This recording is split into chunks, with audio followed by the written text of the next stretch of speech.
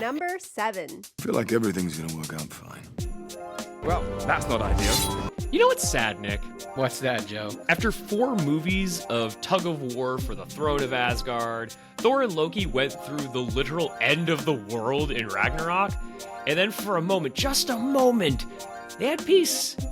They were able to be just brothers. And then Thanos showed up. Spoiler alert, it was not fine. Coming in at number 7 of our top 12 post-credit scenes list is the arrival of the Mad Titans flagship, the Sanctuary 2. Now, this is how you introduce a villain. We just saw Thor, Hulk, Loki, and Valkyrie defeat the literal goddess of death, and in the ashes of Ragnarok, something even larger loomed on the horizon. It's just a terrifying way to keep us hanging at the time.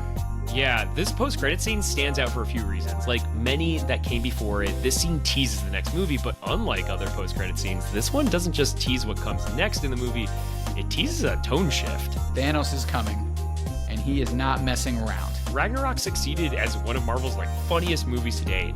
Just for once in your life, don't smash.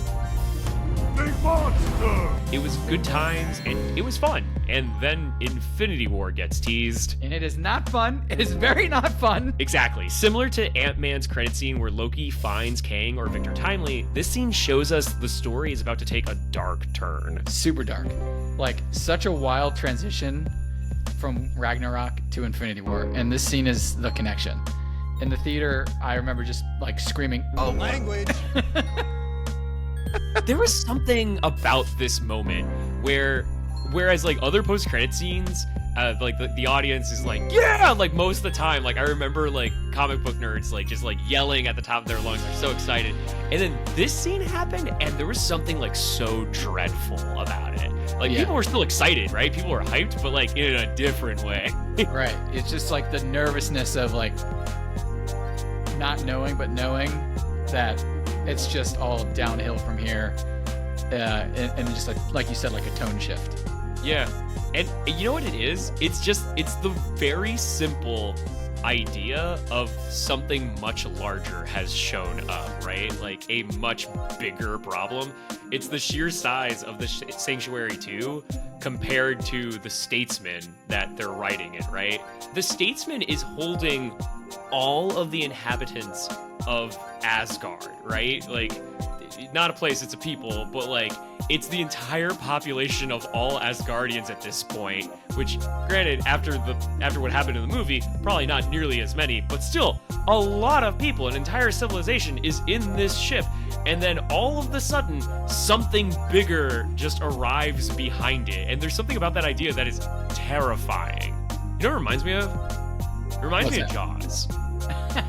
You know, when you see the boat that they're on, and then you realize how much bigger Jaws actually is in comparison to the ship.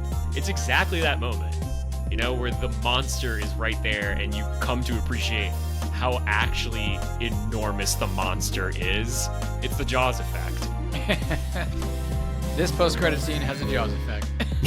And it makes it impossible to not immediately put on Infinity War after you've watched this movie, Ragnarok, and then watch this scene. You're just okay, well, I don't care what time of day it is. I'm putting on Infinity War right now, and we're just gonna finish this phase right now. We're gonna do it all tonight. That is such a good point, because honestly, it segues brilliantly into the next film, right? It feels like it's just all, even though there's a tone shift, it feels like it's all just one story at that point. Yeah, 100%. But really, honestly, for that reason, it actually, I think, works better than most other post-credit scenes, right? It chains up to the next movie perfectly. Yeah, I mean, Infinity War picks up right from here, basically. So it's probably the closest in a timeline connection that two films have in the MCU. And so it's just yet another reason why we've got this at number 7 on our list. But what we want to know is what you all think. Does this scene belong on Marvel's best post-credit scene list? Let us know in the comments. And be sure to tune in for the next 6 days as we count down the best Marvel post-credit scenes. It's a Merry Marvel Christmas countdown. Peace.